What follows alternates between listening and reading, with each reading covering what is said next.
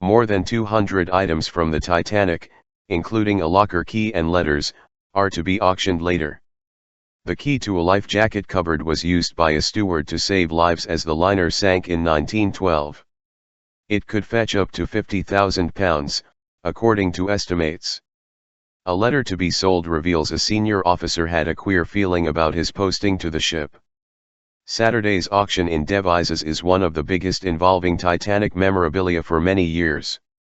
RMS Titanic had been 4 days into a week-long transatlantic crossing from Southampton to New York when the supposedly unsinkable ship struck an iceberg on April 14, 1912. The ship sank less than 3 hours later at about 2:20 on April 15.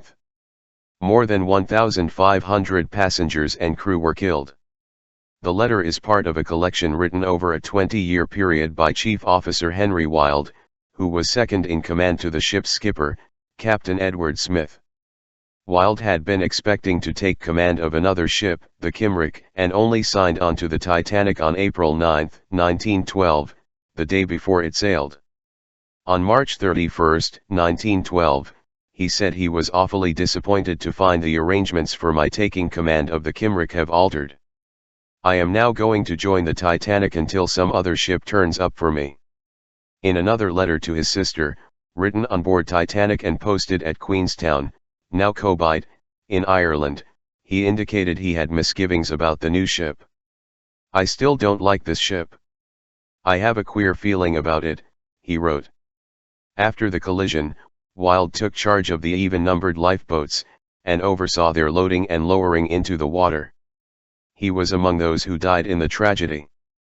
Auctioneer Andrew Aldridge, of Henry Aldridge and Son, said, "It is without doubt one of the finest Titanic-related letters, written by one of the liner's most senior officers on Olympic stationery.